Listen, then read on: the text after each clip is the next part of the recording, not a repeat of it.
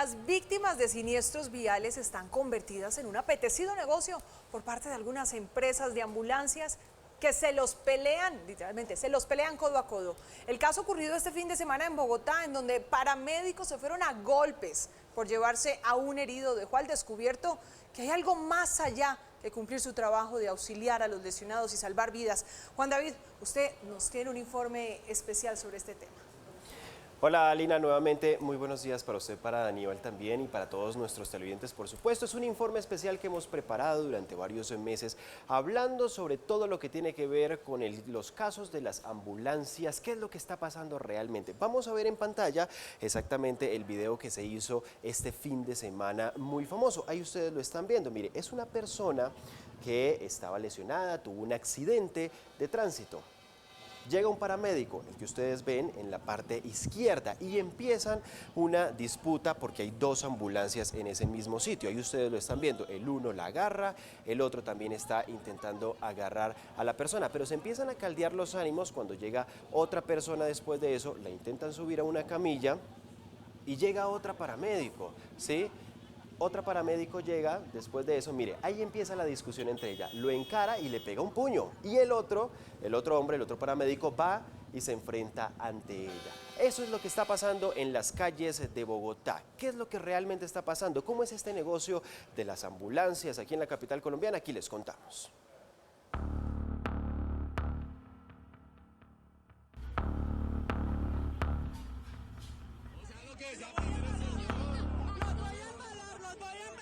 Se agarran por los pacientes.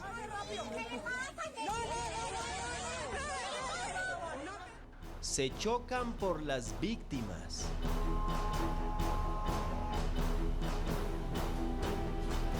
Y hasta atienden a muñecos. ¿Tiene dolor de cabeza y todo? La guerra del paciente del SOAT parece no tener límites. Antes se interceptaban las líneas de emergencia, ahora tienen hasta grupos de WhatsApp. ¿Cómo es ese tema de pinchar los radios? O sea, se meten como a la frecuencia, pero tienen que walkie-talkies o que No, ¿qué son manejan? radios normales que usa, por ejemplo, la policía o que usa bomberos. Son radios que usa Secretaría de Salud normalmente, portátiles. No son walkie-talkies como tal. Sí, y ellos, digamos que le pagan a ciertas personas para que pinchen esas frecuencias. La ley que ronda entre ellos pareciera que se respetara, pues el primero que llegue al accidente y ponga el cuello al paciente es de su pertenencia. La pregunta es si la Secretaría de Salud tiene control de las ambulancias.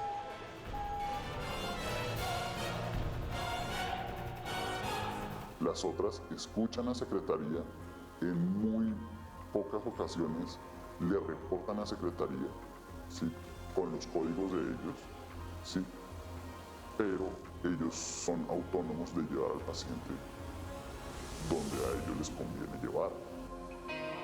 Ahí la respuesta del por qué se traslada un paciente por toda la ciudad, como si fuera un animal llevado al mejor postor. Ese sería el deber ser, llevarlo al hospital más cercano. Pero ¿cuál es el problema? ¿Cuál es el problema? El problema es que ellos necesitan llevarlo a las clínicas que esas ambulancias llevan normalmente, porque eso es ganancia para la tripulación de la ambulancia.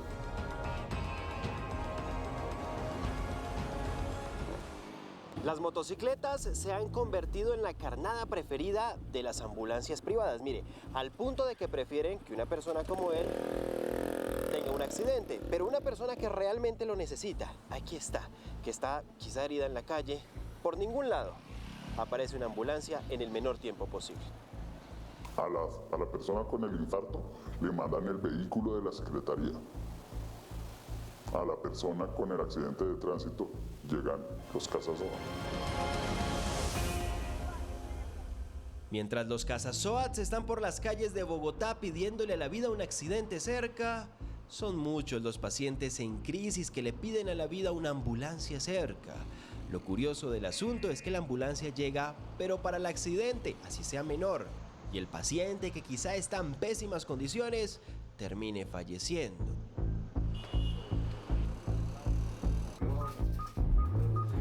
Pero, ¿qué costo tiene en la vida de los bogotanos?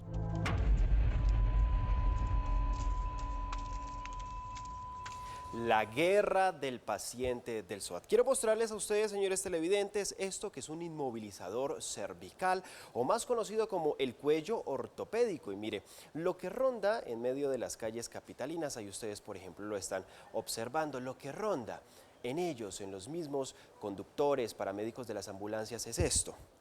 Llegan al punto, ¿cierto? Y el primero que ponga una camilla de estas y ponga el inmovilizador cervical en el paciente es de su propiedad. Conocimos la historia de Laura, una de las víctimas de este famoso paseo de la muerte.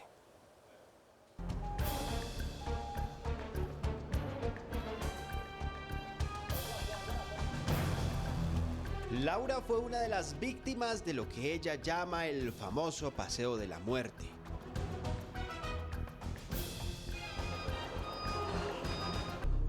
Mirador de Suba, 3:30 de la mañana. Hora del accidente.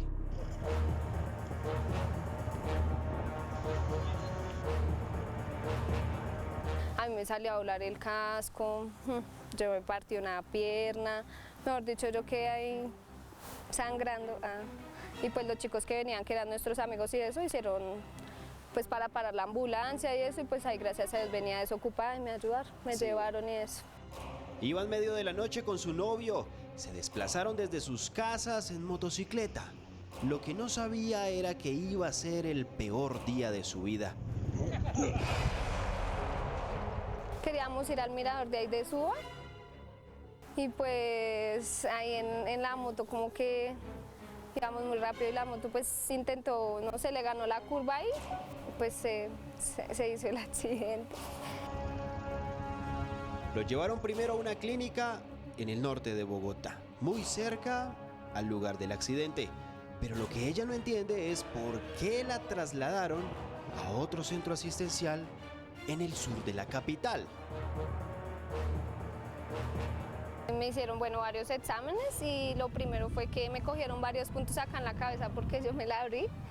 Y también una cirugía de la pierna derecha porque me fracturé la tibia. Pero el peor golpe se lo llevó su columna, pues la ha dejado varios años en silla de ruedas. Tan pronto se acabó el dinero del SOAT, me dejaron con la EPS, me enviaron que a la EPS. EPS que en muchas ocasiones son lentas en su atención, pues le ha tocado pasar tutelas hasta por una silla de ruedas. Me enviaron para la casa, para el tema de la silla de ruedas y de eso todo fue pues un verdadero proceso porque me tocó pasar una tutela y todo eso y pues hasta hace poquito la gané, hasta hace poquito me la dieron.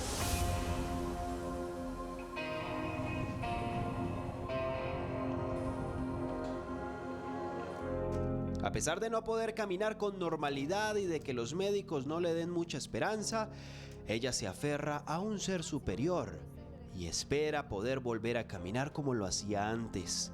Eso sí, tiene que tener mucha, pero mucha paciencia, ya que el SOAT se agotó. Incluso terapias ya no le hacen por parte de la EPS, por eso le toca pagarlas por aparte.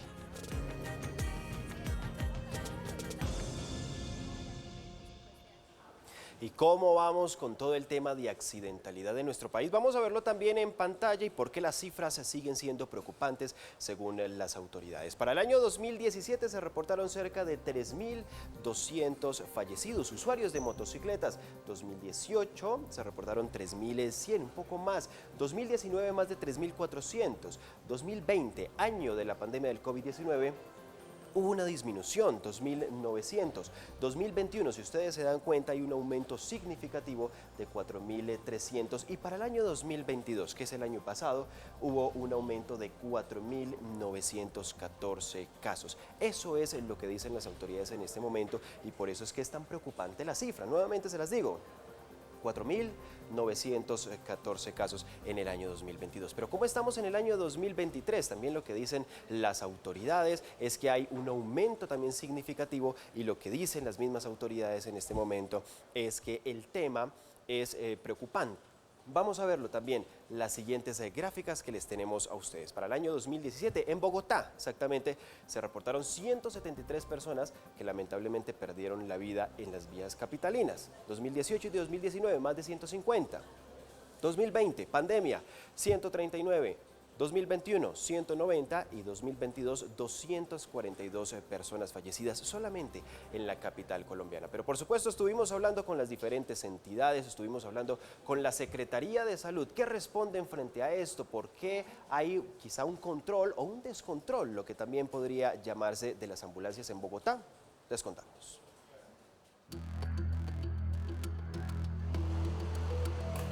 Frente a los diferentes señalamientos por parte de los conductores de ambulancias, hablamos con la Secretaría de Salud e indagamos sobre el control de los vehículos de emergencia.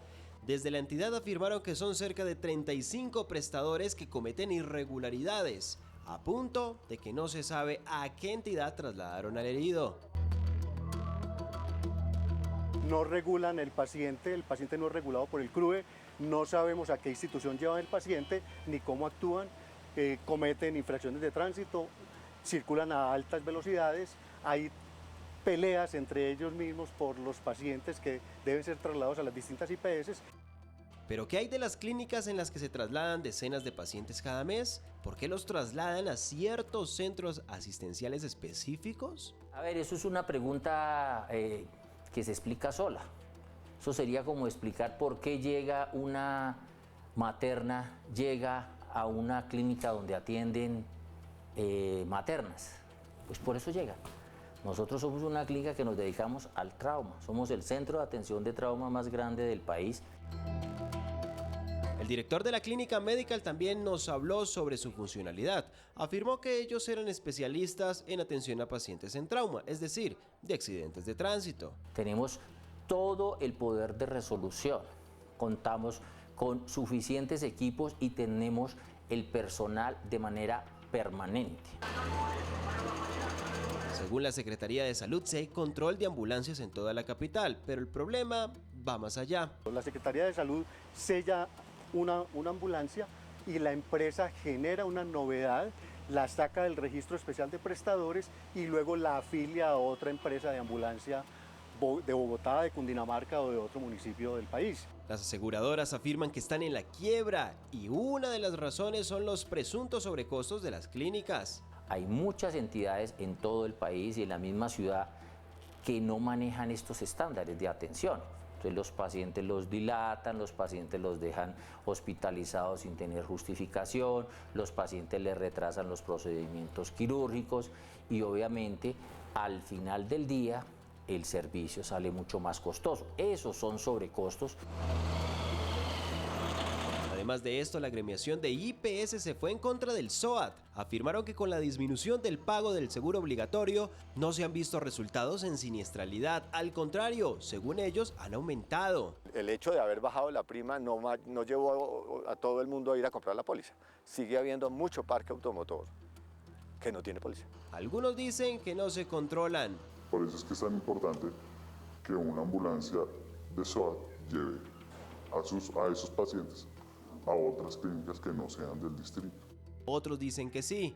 La Secretaría actúa con sus equipos de inspección, vigilancia y control. Otros defienden sus servicios. Si a mí me pasara algo, yo quisiera que me llevaran al sitio, al mejor sitio donde me pudieran tratar, no al primer sitio que estuviera donde yo tuviera la necesidad. Todo accidente de trauma, por pequeño que sea, debe llevarse y debe ser remitido a una clínica de alto nivel de complejidad, porque es que un paciente que tranquilamente dice, no me raspé, no me pasó nada, no, pero es que pudo haber tenido un golpe, ¿cierto? Puede tener algo cerrado. Lo cierto es que los motociclistas lamentablemente siguen siendo los que registran el mayor número de fallecidos. Y es que las cifras para el año 2023 también son preocupantes. Vamos a verla también en pantalla cómo vamos en tema de personas fallecidas a través de accidentes de tránsito, específicamente en motocicletas. A corte del año 2022 se reportaron más de 3.000 casos y en lo corrido de este año 2023, mírelo cómo está la cifra. 3.369, y lo que dicen las autoridades es que hay un aumentó esto significativamente en 9.14. Y quiero mostrarles, ya para finalizar esto, lo que dicen las autoridades exactamente. Esto es un jarrón, es como un vidrio. Quiero mostrarles lo siguiente, vea. Lo que dicen las autoridades es que un hueso roto es lo mismo que un jarrón roto. Para poderlo volver a organizar es muy complicado, para poder que vuelva a su misma posición.